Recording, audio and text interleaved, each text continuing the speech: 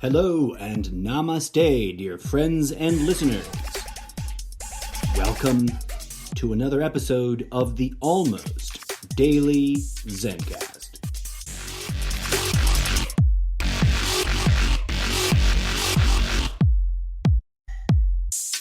On today's episode, your humble and eccentric host, the incorrigible Mr. Zeppo, sets his fictional mask aside to share with you a deeply personal set of experiences from his real life.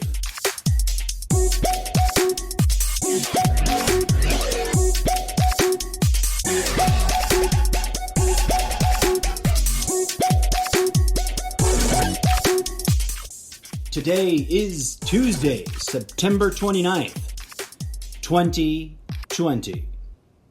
And while there is a shit ton of crazy going on, Mr. Zeppo encourages you to humbly join him for a moment of personal introspection.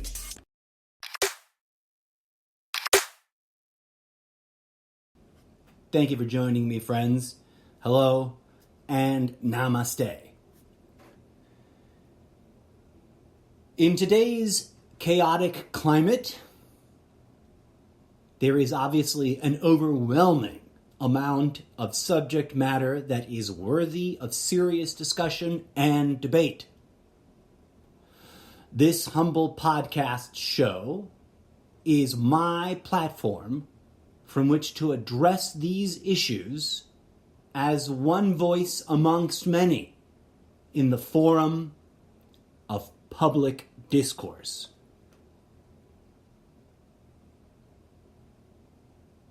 I thank you for having tuned in so far and welcome you to the show if you're new. And I want to say that I'm sort of pausing the regular flow of discourse in order to have a truly deeply personal moment. While I fully intend to continue addressing a wide array of subject matter from current events to political shenanigans going on all around us, I would like you to join me today in pausing for just a moment to hear me out on the most personal level I can think of. So before we dive back into that wide array of subjects that we usually address on this show, I have been feeling lately, the last couple of days, this strong compulsion. I feel very compelled to take a moment, explicitly setting aside all elements of absurdism and sci-fi political fantasy, literary fiction, asterisks, that are normally part of the meta-context of this bizarre little podcast show, in order that I may be able to speak to you about my own real life and personal perspective for a hot minute. Please note there is a footnote where I said asterisks at the bottom of the page / end of the show. Before we begin, please understand that I am not attempting to, quote, play the victim card with what I'm about to say. And I must acknowledge openly that my life experience is, of course, not a monolith of good or bad experiences, but a clusterfuck mixed bag of all kinds of experience, from the most banal and mundane to the most bizarre and magically unusual. And personally, I think that most people's lives are actually this kind of mix of things, though many of us perhaps filter out much of it. Regardless, what I'm about to say and share with you, my dear friends and listeners, is to be understood in broad stroke general terms, while fully recognizing that no group or category of people is a monolith of uniformity. And also that I am not accusing anyone or any group of anything, but rather discussing my real life experience in the broadest terms possible. It is important for me that I point out, before moving forward, that I have, of course, encountered the opposite of what I'm about to describe. By that I mean that I have indeed known acceptance and love and friendship and camaraderie from and with people of all kinds and from all walks of life. I say that to ensure that no one gets the wrong idea. Theoretically, hopefully. Having said all that, let me get right to the heart of the matter of what I want to share with you today. In my real life, in other words, behind the character that I play on the show, behind the literary world that I'm trying to create, behind even the public version of my real life persona,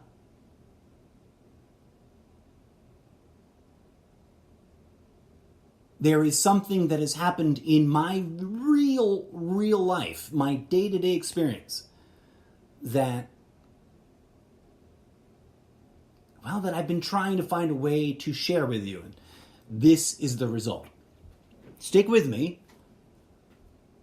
And as always, my friends and listeners, your thoughts, comments, questions are absolutely welcome. Okay. And this is not easy for me to say, right? Before I go forward, I want you to know that I'm not saying this casually. I'm not saying this disrespectfully. I'm not saying this in a blasé or I don't know, nonsensical way. This is difficult for me to talk about. And it's really real. If this sounds scripted, it's because I could not bring myself to just babble about it. I had to try to put my words and thoughts on this matter down on paper first. And so if it sounds like I'm reading from a teleprompter, it's simply because I've just struggled for 3 weeks to get this into a shape that I think makes sense. So indulge me here for a moment. Everyone has challenges and obstacles in their life. For me, personally, as a human being, the single most painful, challenging, and complex obstacle that I have faced as an individual is this. When it comes to how a vast plurality of others perceive me, in other words, when it comes to how a lot of people in the world look at me and interact with me, my own life, my identity, my lived experience gets quickly canceled by just about everyone that engages with me as a stranger. Generally speaking, it has been my lived experience that strangers are ready and more than willing to let me know that I am not worthy of inclusion. By that, I mean in general terms, that I, as an individual, am rejected by white people. I am rejected by my own people. I am rejected by the broader community of people of color. Who am I that no one accepts me? Well, I'm a foreigner to this country. I mean, by the way, let me clarify something that's coming to mind now. I'm jumping off script and ad-libbing here. I'm talking about my lived experience here in this country, formerly known as the United States of America and currently running under the banner of Trumptopia. Here in this country, I have been rejected by white people. I have been rejected by Mexican, Latino, Hispanic people. I have been rejected by the broader community of people of color. I have, on many occasions, been made to feel that I am not welcome and should not think of myself as a member of these communities by individuals who felt entitled to judge and reject me personally. I must once again state here for clarity, I am not accusing the entirety of these communities of anything. I am sharing the stark reality that I have been informed by many individuals who belong to these communities that I am perceived in very confusing ways. To put it in general terms, Mexicans and Latinos/Hispanics have assumed that I am a gringo attempting to culturally appropriate Latinx status. And also,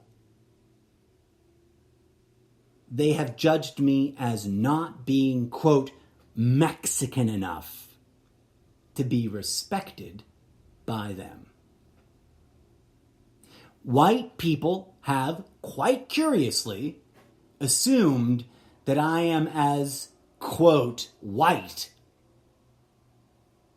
as they are. And often, I have been assumed to be as secretly racist as the individual making the assumption is. And also, I have been judged as not being white enough to be respected by white people.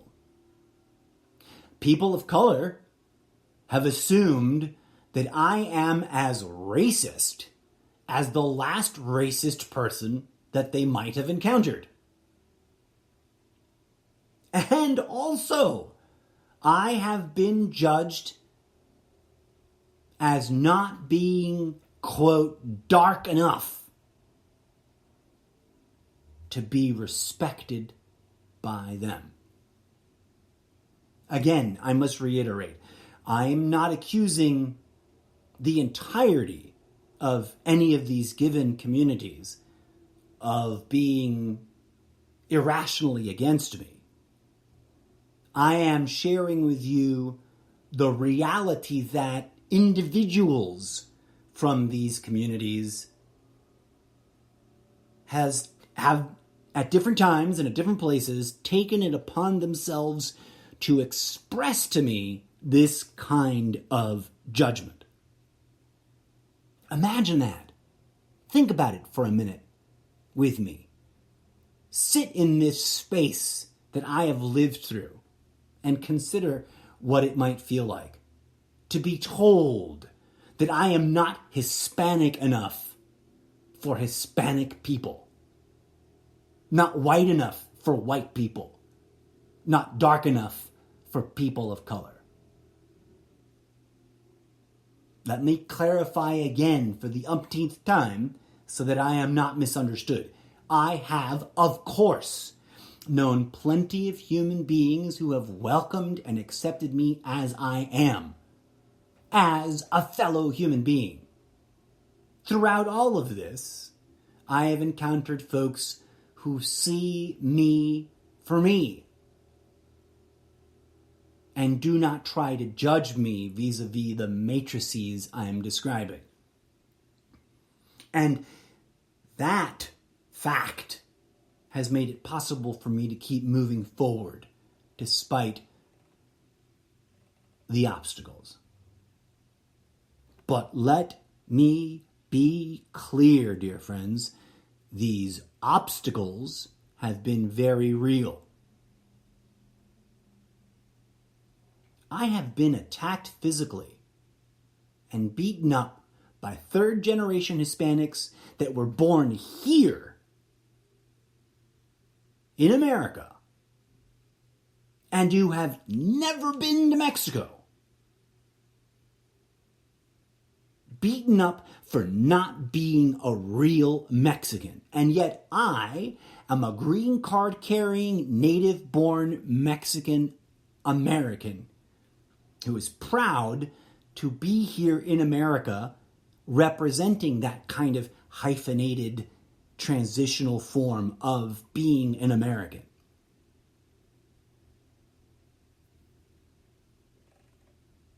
White people have verbally attacked me and spewed vehement threats of physical violence at me for not being white enough and not being a, quote, real American.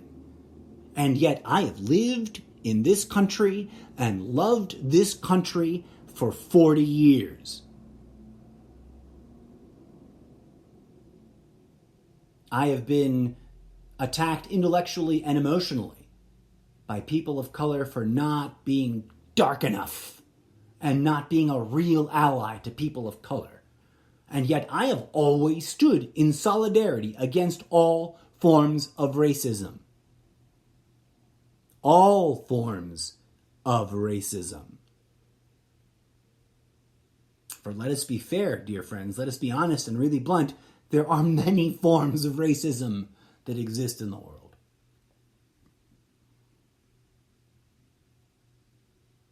This confusing clusterfuck of projection has been my lived experience. Going all the way back to the moment I arrived in this country. I seemingly fit in nowhere. I am rejected by all communities. 40 years of being rejected by all sides involved in the never-ending culture war that is American society. This, my friends, has given me a unique perspective on the American experience. Now let me pause here and say that I understand that I am truly lucky and profoundly blessed that none of this rejection, none of this hate, none of these threats and or actual instances of physical violence against me have ever turned deadly. Trust me, my friends, it is not lost on me that for many others, this has not been so. Like I said earlier, I am not trying to play the victim card. I'm not trying to get your sympathy or your empathy. I'm trying to get your understanding. I'm trying to give you understanding into my perspective, which I will be the first to admit is unorthodox, unusual, even a little eccentric.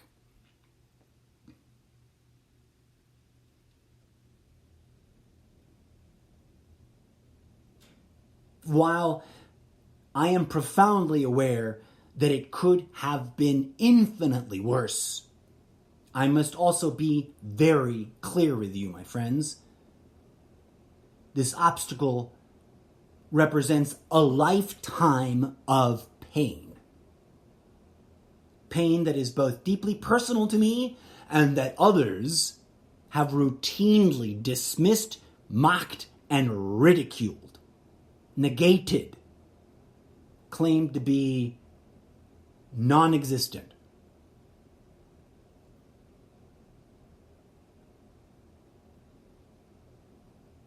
Pain that I have carried with me for a very, very long time. Pain that quite correctly can, could, has, and some would argue should, spawned outrage in me, anger, and a desire to do something about it.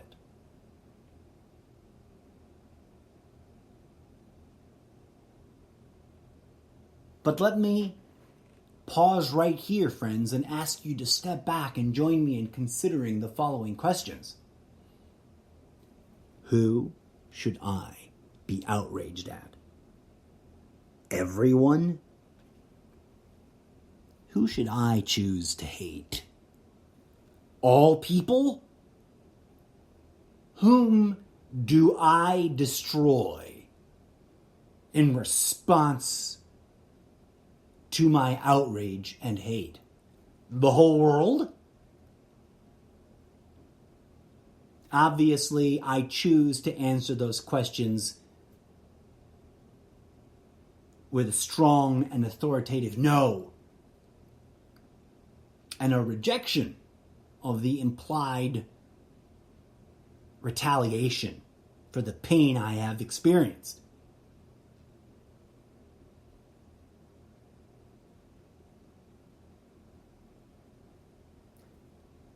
I could be wrong, and others already vehemently disagree with me, but it seems obvious to me that there must be something other than outrage, other than hate, other than destruction. There must be something out there other than outrage and hate and destruction. There must be other tools at our disposal. And it saddens me to say the following, but strangely enough, looking around at the cacophony of outrage and hate and threats of destruction that are spewed wildly in the arena of public discourse, repeatedly, wildly, almost nonsensically, I see these kinds of things spewed.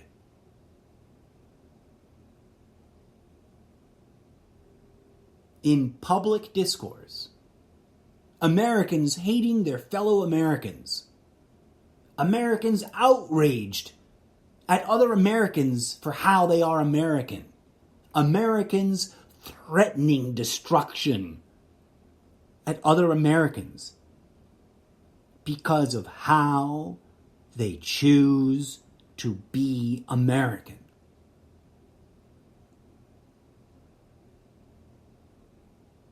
I am left wondering if most people genuinely think that these are the only tools available to them. Outrage, hate, destruction.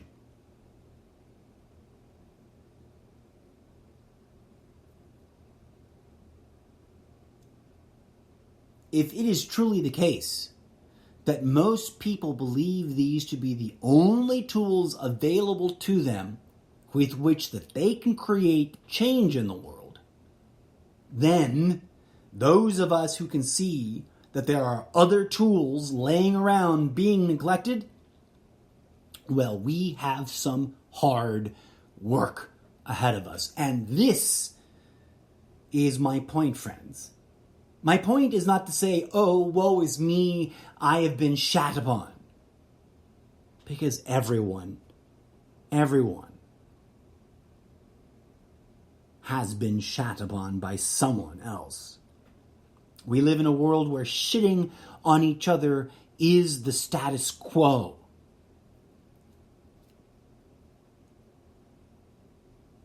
My point is that there is work to be done by those of us who can understand that these tools of destruction are not the only tools available to us as individuals, to us as members of communities, to us as members of a national society, and to us as members of the global species-wide family.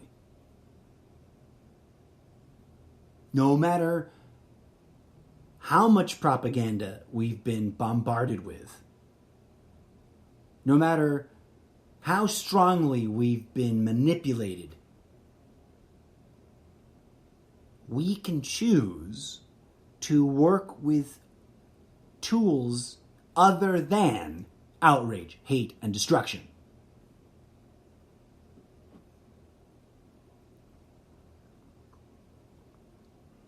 To that end, and in conclusion for today's episode, I am trying my best to be a vocal activist for inclusive, species-wide spiritual healings. Let me say that again. I am trying my best to be a vocal activist for inclusive, species-wide spiritual healing. Now, for some, that phrase might be a mystery, and for others, it might be pretty obvious and self-evident.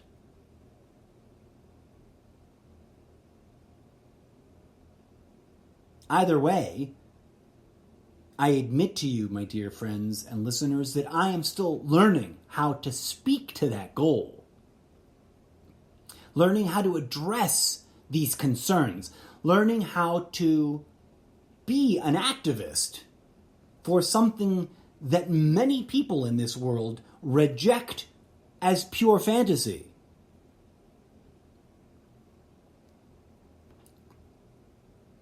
I am still learning how to address all of that and not alienate people who may not understand what it means or why I'm advocating for it.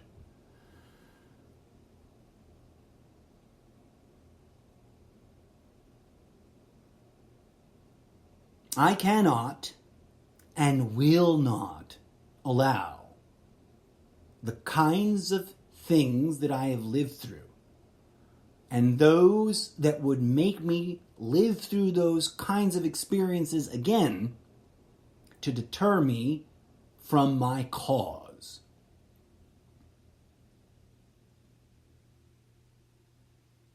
This is not easy.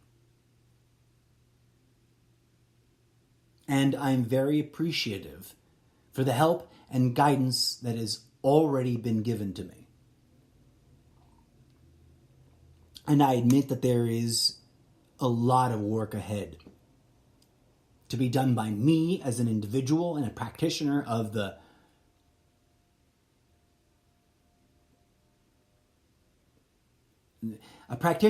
that which I preach. to call upon that ancient adage, practice what you preach.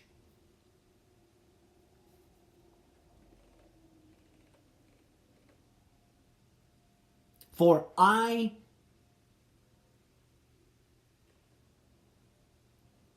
cannot live in a world where I am outraged at everyone. That is unsustainable for me. I cannot participate in actively hating all people or anyone. I cannot endorse, abide by, or participate in destroying others because of my hate, because of my outrage.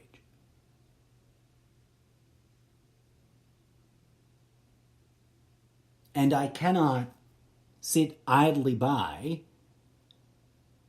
while my neighbors and fellow statesmen and countrymen and women,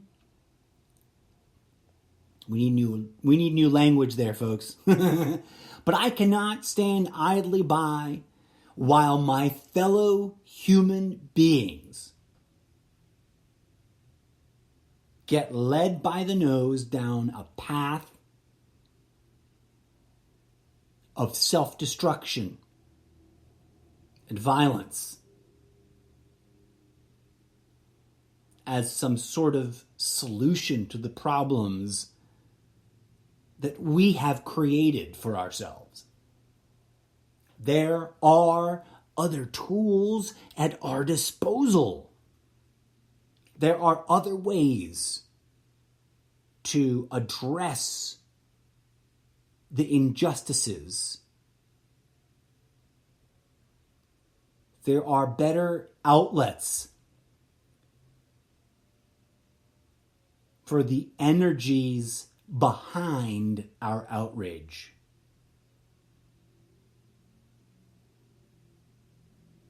There are better ways to transform those energies into action,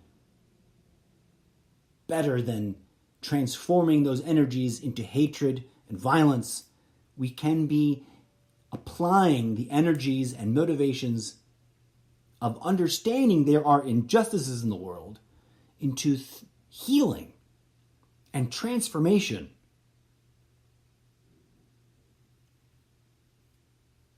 And so, my friends, I humbly invite you to this adventure I call the Almost Daily Zencast, which is an attempt to contribute to the public discourse about those other options,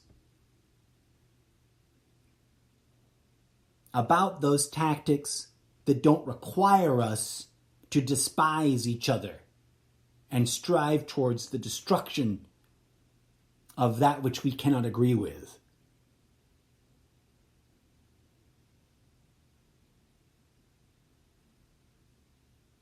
So, if you're new, welcome.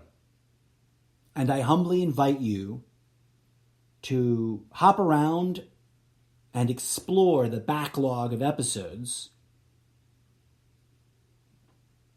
And if you're a longtime enthusiast and supporter of the show, my deepest gratitude. And I humbly invite you to stay tuned for all future episodes as I try to ramp up my latest version of how I want to do this show. And to everyone listening, I say to you, namaste. And as always, friends, may peace, love, and grooviness blossom in your heart. Oh, and before I sign off, a footnote.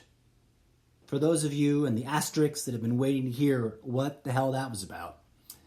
A footnote, asterisks, in parentheticals.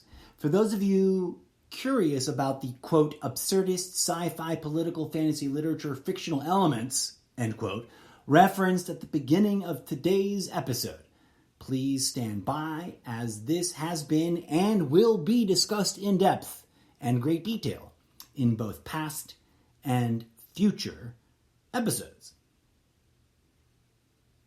But if you're really curious to dive in to the larger context, then I humbly invite you to visit my profile on Wattpad.com, where I host the literature, which is the context, the fictional context of this very real show.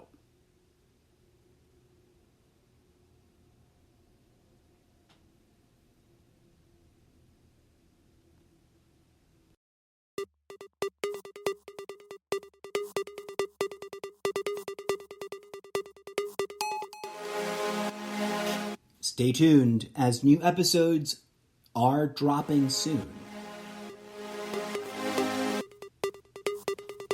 As As always, friends, thank you for your attention. Thank you for welcoming me into your mental space for a brief time. If you like what you're hearing, tell your friends. Help me reach a broader audience. If you hate what you have listened to, let me know. Hate speech will be giggled at and exposed as hate speech, but well thought out criticisms, arguments, and critique will be seriously considered. And as always, friends, keep in mind, I am on the lookout for contributors, collaborators, and co-hosts. You can reach me directly at the following email address, theincorrigiblemrzeppo@gmail.com, or on Instagram at Mr. Zeppo.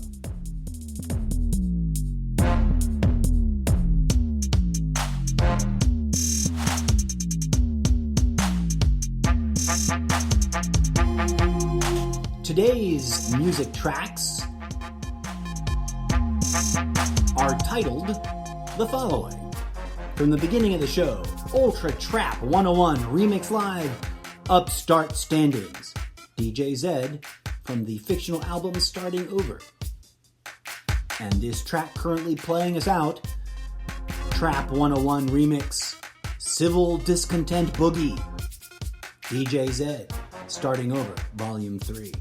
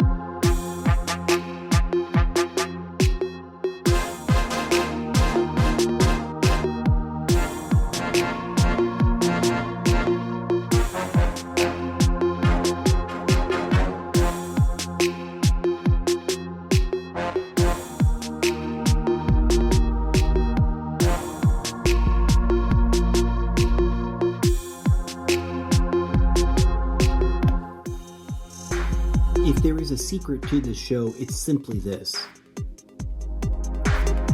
We are not here to shop and consume and argue about political ideology. We are here to heal ourselves, to heal each other, and to heal the entire human species.